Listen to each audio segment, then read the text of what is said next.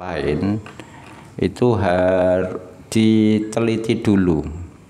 Pertama meneliti orangnya, orang yang akan bertransaksi atau berinteraksi, pokoknya Arab memberi barang kepada kita, baik melalui transaksi jual beli maupun hibah maupun yang lain, itu kita profiling dulu orangnya. Kata Imam Ghazali, profilnya ada 3. Pertama majul, kedua maskuk, ketiga maklum, gitu. Sudah kita bahas kemarin. Yang kedua, ya setelah profiling orangnya, barangnya sekarang. Barangnya juga diprofiling gitu ya. Nah, dalam profiling barang ini macam-macam ini, ya. Terus sudah diterangkan contoh-contohnya kemarin. Intinya nek barang itu didapat dari mana, ya, melalui didapat dengan cara apa sebelum sampai ke kita, gitu. Terus dia itu bercampur dengan haram apa tidak? Percampuran itu mana yang dominan, yang halal apa yang haram, gitu ya. Problem lagi, ini jumlahnya terbatas atau jumlahnya sangat besar. Nah, rumit ini bahas halal haram ini. Mulakno orang mengabaikan halal haram kok jelimet. Terus ya wis halal haram lah, akhirnya begitu. Tapi oleh Imam Ghazali dibantu dengan apa? Riwayat dari para sahabat, dari para tabi'in. Apa perilaku-perilaku mereka menghadapi kasus-kasus ketika akan mendapat harta dari orang lain, itu. Barangnya diteliti dulu, gitu. Ada memang misalnya dengan raja, sultan, jenenge rojo itu dikonotiskan negatif. Rojo, sultan pada masanya ini, itu di masanya Imam Ghazali itu kebanyakan konotasinya negatif. Negatifnya itu ora ana bondone raja iku halal 100%. Sehingga ya harta dari raja itu, milik raja itu biasanya didata secara dolim. Misalnya Pak Upeti ngerampas, korupsi, wis pokoknya itu. Nah, dengan konotasi negatif itu ternyata beda-beda riwayat yang kita terima. Jadi Imam Ghazali itu membantu kita menentukan ini kita ambil apa tidak, mengacu pada perilakunya para sahabat tabi'in. Nah, khusus dalam kasus harta yang berasal dari penguasa, dari pejabat, itu ternyata beda-beda faktanya. Iki Imam Ghazali karepe yang ngedohno, tapi sing didohno macem-macem, bingung itu. Jadi rumit itu. Makanya pasal ini tuh menghabiskan banyak halaman karena kerumitannya sendiri. Contoh misalnya Sayyidina sapa ini? Abu Hurairah. Abu Hurairah itu diriwayatkan menerima makanan dari Muawiyah, Khalifah Muawiyah. Piye jal? Muawiyah dikonotasikan sebagai khalifah atau sultan yang banyak hartanya banyak ya haram. Itu Abu Hurairah, sahabat senior, itu ternyata makan. Nah terus piye? Nyatane kok makan? Ya iku paling-paling Abu Hurairah makan setelah dia neliti dulu, memastikan yang dia makan itu halal gitu. Jadi liane itu dia kalau menerima pemberian dari khalifah, dia teliti dulu yang dia terima itu bersumber dari mana gitu.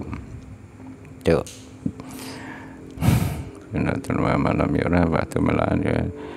Lah ulama mutaakhirin berikutnya juga beda-beda pendapat itu.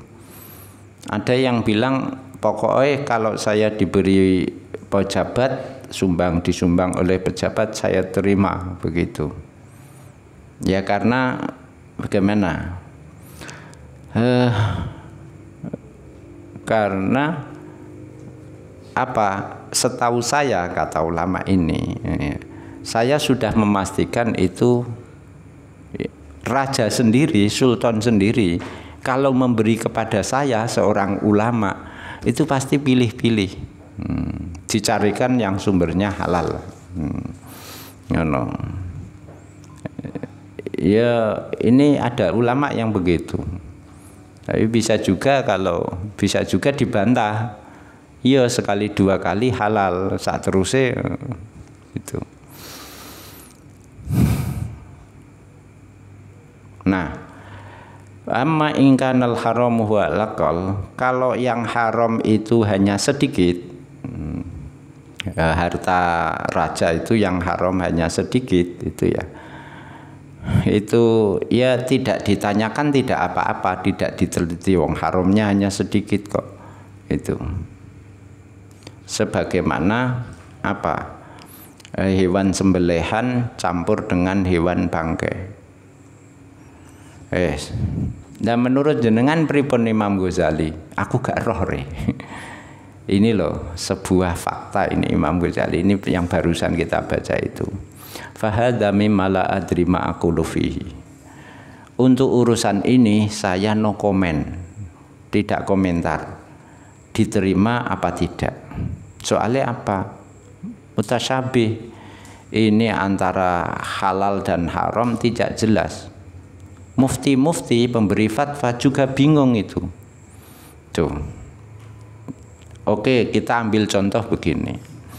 Ada perempuan yang menyusui saya misalnya, berarti kan dia mahram, tidak boleh saya nikahi. Dia ada di satu desa, di desa ini berkumpul dengan 10 perempuan lain. Berarti 1:10. Satu ini mahram tidak boleh saya nikahi, sementara yang 10 itu boleh saya nikahi.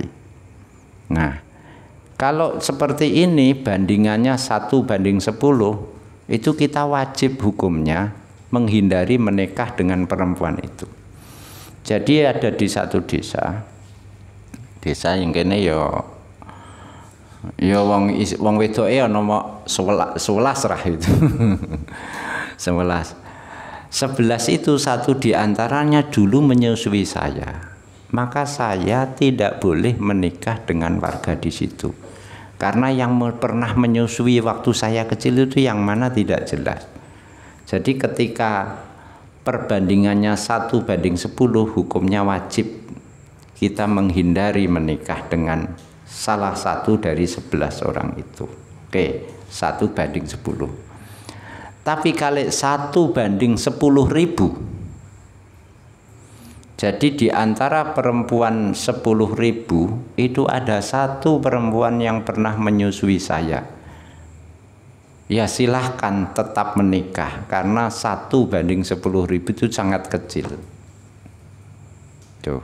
Tapi 1:10, satu itu besar. Jadi nek ngene jelas, kalau satu perempuan pernah menyusui kita kumpul, ini orangnya tidak jelas, yang mana kumpul dengan 10 orang wajib kita hindari menikahi salah satu mereka. Di sisi yang lain, kalau satu ini perempuan menyusui kita kumpul dengan 10.000, kita boleh menikahi dengan mereka. Jadi yang ini tidak boleh, yang ini tidak boleh. Tapi interval antara 10 dengan 10.000 itu yang problematik. Ya, saya disuruh, nek aku ditakoki, nggih Mbah Imam Ghazali, kalau 10 dihindari, kalau 10.000 dinikahi. Tuh. Dinikahi siji maksudnya 10.000 mbok nikahi kabeh. Nikahi. Nek ngoten saya mau ngecek jenengan Imam Ghazali. Kalau 20 dihindari apa dinikahi? Mbah, la adri. Nggih. Kalau 30, kalau 100, kalau 900, kalau 9.000.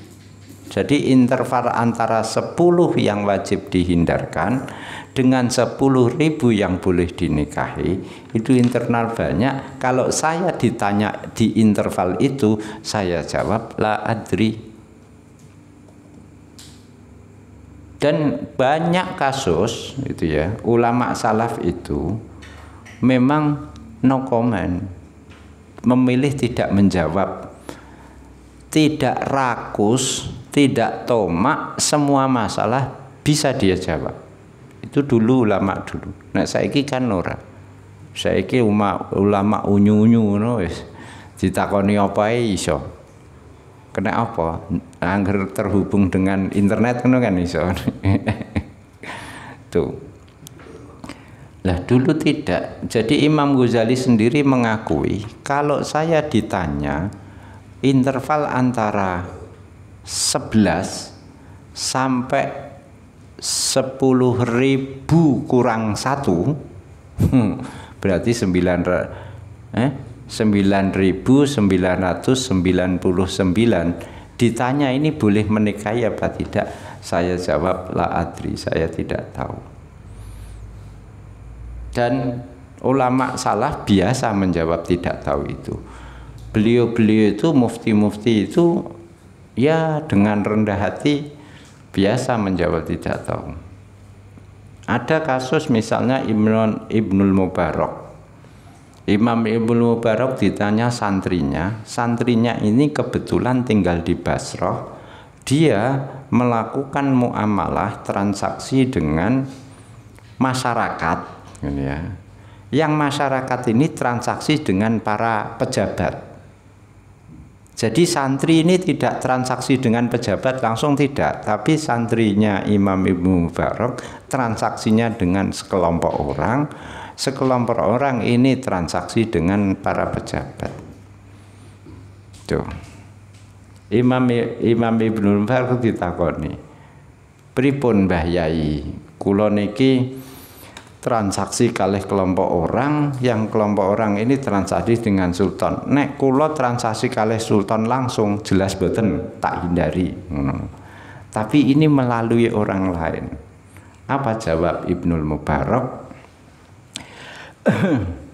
Kalau kaum ini, masyarakat ini, ya, muamalahnya, transaksinya hanya dengan raja, tidak dengan pihak lain sama sekali, hanya dengan raja, ya kamu jangan transaksi dengan masyarakat itu. Tapi kalau masyarakat itu juga selain dengan raja, dengan masyarakat, dengan orang-orang lain, maka silahkan transaksi. Itu ada yang seperti itu. Ada lagi. Nah, ini sebelum ke cerita ini. Jadi ini Imam Ibnul Mubarak ini masih jawab ini. Ada yang tidak jawab itu Imam Ibnu Hambal. Imam Ahmad bin Hambal itu ditanyai, Mbah Yai, ada orang memanah hewan buruan.